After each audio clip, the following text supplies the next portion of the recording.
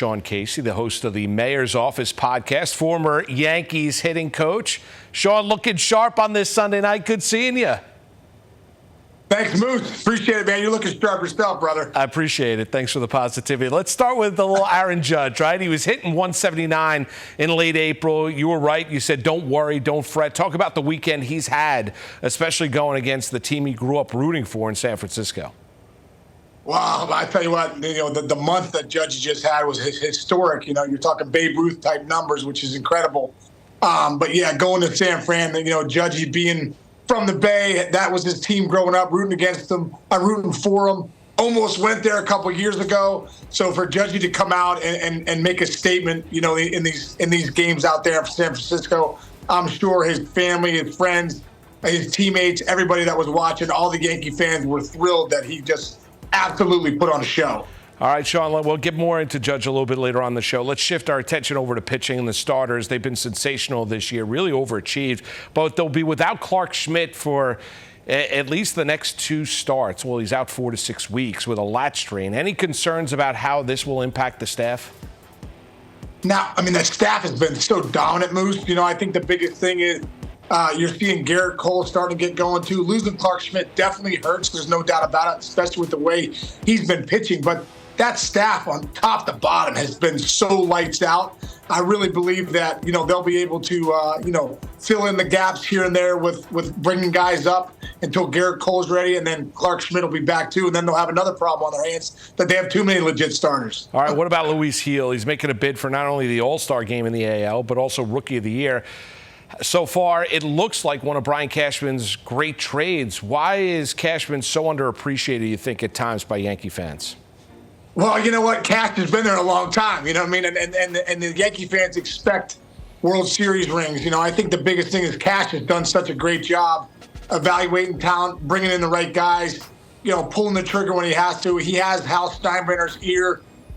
Cash is great. Being around there last year, you could tell that, he's got a great relationship with Booney and that staff. He's got a great relationship with Hal and the front office. And just the way Cash puts the team together, I think the expectations are so high, in New York, that if you don't win a World Series, then, people always start questioning it. But, careful what you wish for, because Cashman's put together a really, really good team this year. And Luis Gil coming out of spring training, making that staff, that looks like a genius move so far for what Cash has done. All right, we'll ask you again, this is probably a week from now when they wrap up their weekend series.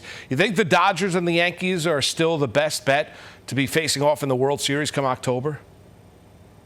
I think so, Moose. We're talking about two juggernauts so far this season, through these first 2 months.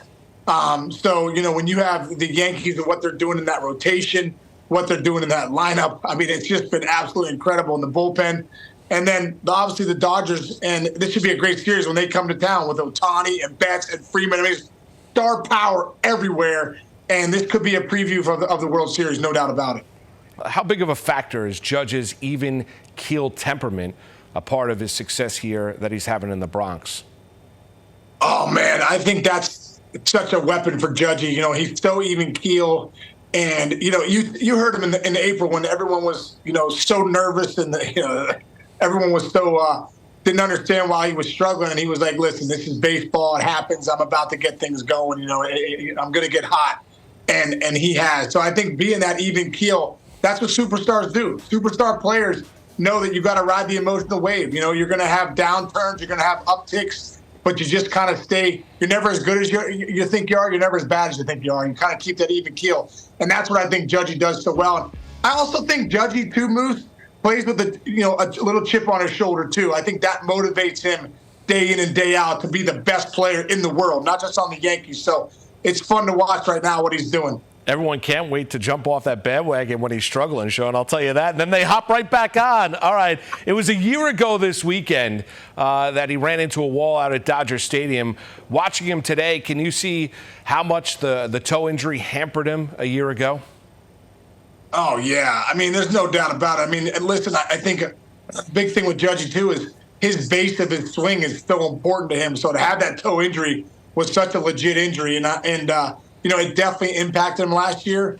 And for him to do what he does. I mean, to keep the maintenance going, the work that he puts in. I mean, the work that Aaron Judge puts in behind the scenes is incredible. This guy is when game time comes, he's already done hours of work to be ready to make sure his body's ready to go. So it's been fun to see him healthy this year and back to being the best player in the world. All right, if they stay together long term, and Yankee fans cross the fingers, hopefully they do, can Judge and Soto be an immortal tandem like Ruth Gehrig or Mantle and Maris?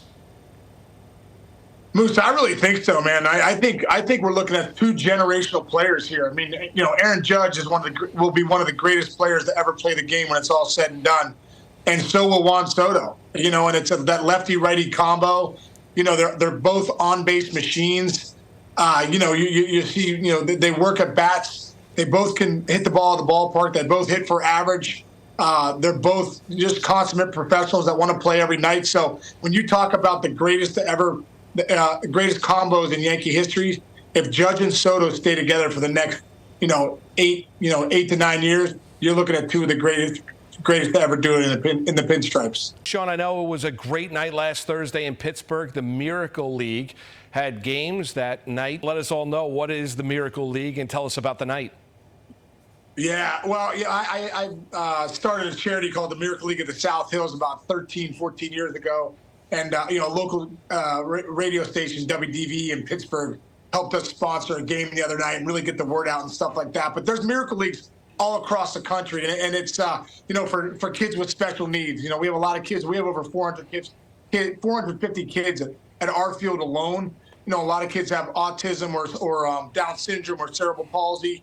The mission statement of the Miracle League is every kid deserves a chance to play. And, for us, like I said, we're the Miracle League of the South Hills in Pittsburgh. If you want to ever check us out, miracleleaguesouthhills.org if you want to donate, or if you're ever in the Pittsburgh area and you want to come out and see our kids, you want to see some great baseball, it's just an incredible place to be. It's awesome. Where can we check out the Mayor's Office podcast? Yeah, thanks, Moose. Yeah, you can check out the Mayor's Office podcast on YouTube, the Mayor's Office with Sean Casey, or wherever you get your casts, Spotify, Apple, or wherever you get them.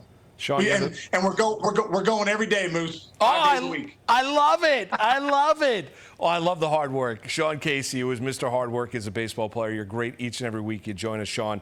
All the best with the podcast, and we'll chat again next week, all right? All right, sounds good, Moose. Thanks, brother. You got it.